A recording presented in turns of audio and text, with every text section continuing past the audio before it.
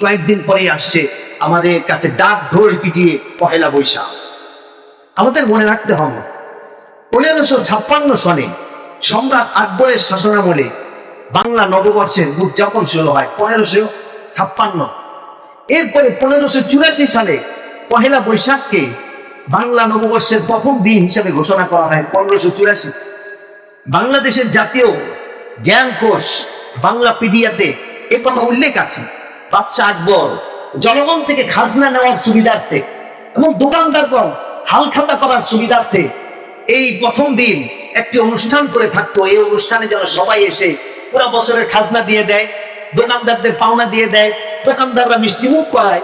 এতটুকু তো ভালোই ছিল, বছরের প্রথমে হালখাতা করত, এদিন সবাই একটু মিষ্টি মুখ করত। কালের পরিবর্তে এই উদযাপনে হিন্দুয়ানি সংস্কৃতি ঢুকে পুরা অনুষ্ঠানের মোড়কে ঘুরিয়ে দেয়। মুসলিম হিসেবে আমাদের জানা থাকা দরকার বাংলা নববর্ষের বাংলা বছরের শেষ দিন এবং বাংলা বর্ষের প্রথম দিনে হিন্দুদের দুটি পূজা অনুষ্ঠিত হয়ে থাকে।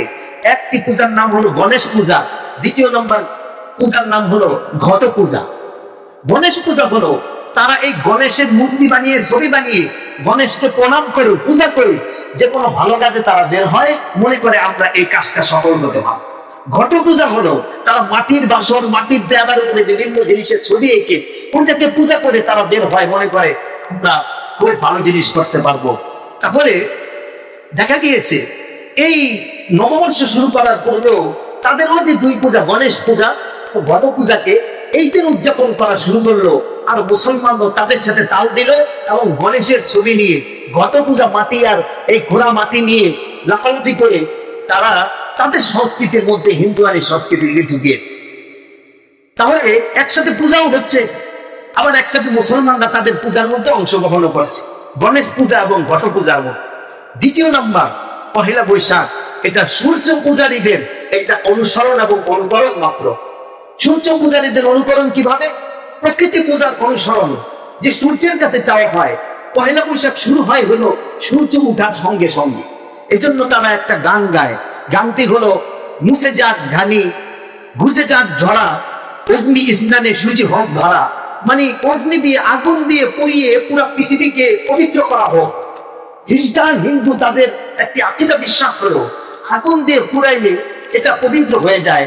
তাই তো তারা তাদের বাপ-দাদা যত বসুটিকে করার পরে আগুন দিয়ে পুড়িয়ে স্বর্গে পাঠানোর তারা চেষ্টা করে। অথচ মুসলমানদের আকীদা বিশ্বাস হলো আগুনের মাধ্যমে কেউ পবিত্র হতে পারে না। পবিত্র হওয়ার জন্য আল্লাহ দিয়েছেন পানি, পবিত্র হওয়ার জন্য আল্লাহ দিয়েছেন মাটি। সুবহান। কাজেই তারা সূর্যের কাছে যায়, হে সূর্য আমাদেরকে পবিত্র করো, হে বৈশাখ আমাদেরকে মঙ্গল আনো। আমাদের আরো মুসলমান হিসেবে জানা থাকা দরকার হিন্দুদের একটি মূর্তি আছে, তার নাম বিষ্ণু দেবতা। এই দেবতার স্ত্রীর নাম হলো লক্ষ্মী দেবতা। এই লক্ষ্মী দেবতার বাহন হলো পেঁচা। এই জন্য মঙ্গল শোভাযাত্রায় সবার আগে তারা পেঁচাকে রাখে। আরে ভাই, বাংলার সংস্কৃতির সাথে পেঁচা এলো তো? আরে পেঁচা হলো লক্ষ্মী দেবন বাহন, তুমি ওই লক্ষ্মী দেবন কাছে মঙ্গল নেওয়ার জন্য গেছ, মূর্খ মুসলমান। এরপরে হনুমান আনে মঙ্গল শোভাযাত্রায় হনুমান। এই হনুমান হলো রামেশের বাহন। এরপরে হাত আনে একটা বিরাট বড় হাত, এই হাত হলো সরস্বতীর বাহন। এরপরে হাতির বিরাট বড় মূর্তি বানিয়ে আনা হয়, কি হলো দুর্গা পূজার বাহন। ময়ূর আনা হয়, ময়ূর হলো কার্তিকের বাহন। এরপরে বাঘ আনা হয়, বাঘ হলো শিবের বাহন। মঙ্গল শোভাযাত্রা করলে আমরা দেখতে পাই এটা হিন্দু আনি সংস্কৃতি ঢুকিয়ে মুসলমানদের দিয়ে পূজা করাচ্ছে, ঠিক কিনা বলেন? কোন মুসলমান এই পরিমাণ কোনদিনই শোভাযাত্রা অংশগ্রহণ করতে হয়। আমরা মঙ্গল চাইবো একমাত্র আল্লাহর কাছে। লক্ষ্মী দেবীর বাহন কোনো মঙ্গল আনতে পারে না, সরস্বতীর বাহন মঙ্গল আনতে পারে না, কার্তিকের বাহন মঙ্গল আনতে পারে না, শিবের বাহন কোনোদিন মঙ্গল আনতে পারে না, মুসলমানের বিশ্বাসই করতে পারে না। তারা উপস্থিতি লাল সাদা কাপড় পরা হয়। লাল সাদা কাপড় আমাদের বুঝতে হবে এটা হিন্দুদের একটি শাখা সিঁদুরের অনুকরণ। শাখা সিঁদুর লাল সাদা করা হয়, এই জন্য উল্কি আঁকা হয়, বিভিন্ন ধরনের উল্কি কানের মধ্যে, চোখের মধ্যে একে, মানুষের হাতের মধ্যে একে এই উল্কি আঁকা, ছবি আঁকা, এটা ইসলামের মধ্যে সম্পূর্ণ ধরনের হারাম এবং নিষেধ। কাজী হুজুর একটু পান্তা ভাত খেতে পারবো না, তার বছরের অন্যদিন খান না কেন? ওই দিন গরিবদের সাথে উপহাস করার জন্য আপনি পান্তা ভাতের প্লেট নিয়ে বসেন। এটি একমাত্র গরিবদের সাথে বাস ছাড়া আর কিছু না। আপনি বছরে অন্য কোনো দিন খান, সমস্যা নেই। মহতারাম উপস্থিতি, 1989 সনে সর্বপ্রথম ঢাকা বিশ্ববিদ্যালয়ে চারুকলা অনুষদ বড় বড় মুখোশ লাগিয়ে ঢাকবেল ভাজিয়ে তারা র্যালি শুরু করলো 1989 সালে। 1996 সনে এই শোভাযাত্রার নাম দেওয়া হয় মঙ্গল শোভাযাত্রা, 1996। তাহলে এটা 1000 বছরের বাঙালিদের এই শোভাযাত্রা সংস্কৃতি হইল কিভাবে? মহতারাম উপস্থিতি, এটাকে বলা হয় অসাম্প্রদায়িক একটা শোভাযাত্রা। অসাম্প্রদায়িক না, এটা সাম্প্রদায়িক, সম্পূর্ণ অবদন্ত একটা হিন্দুদের সংস্কৃতি বানায়।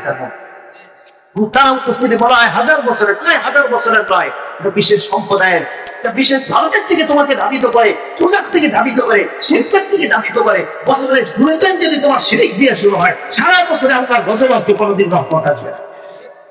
এই জন্য মহতারাম মুসলমান, আমাদের সতর্ক হওয়া দরকার। আমরা ধর্মের সাথে গা ভাসিয়ে ইমানকে আমরা হরণ নাই। আমরা পহেলা বাংলা বর্ষের প্রথম দিনকে আমরা স্বাগত জানাই, এবং এদিন আসবে খুশির বিষয়, নতুন একটা জীবন এসেছে, নতুন একটা বছর আসছে। এবং সাথে সাথে এটাও চিন্তা করা দরকার, আমি কিন্তু কবরের দিকে আরো এক ধাপে গিয়ে গিয়েছি, কাজে নতুন বছরটা যেন আমার কাছে ভালো হয়, এজন্য আল্লাহর কাছে মঙ্গল চাই। আল্লাহর কাছে আমরা দোয়া প্রার্থনা করবো যে আল্লাহ, অনেকটা নববর্ষ আসছে, আল্লাহ এই দিন যেন, এই নববর্ষ, এই বছরটা যেন আমার খুব ভালো কাটে। বিগত বছরের জন্য আমি ক্ষমা চাই, সামনের বছরের জন্য আপনাকে যে রহমত চাই। আল্লাহ বলেন, আমার কাছে চাও, আমি দিই। কি পেশা পোষা, ইঁদুর নিয়ে, হাঁস নিয়ে গৌরব, এগুলা তোমাদের সংস্কৃতি নয়। মুসলমান ইতিহাস জেনে তারপর সামনের দিকে কদম বাড়বে। আল্লাহ তাআলা আমাদের সকলকে ঈমান হেফাজতের তৌফিক দান করেন।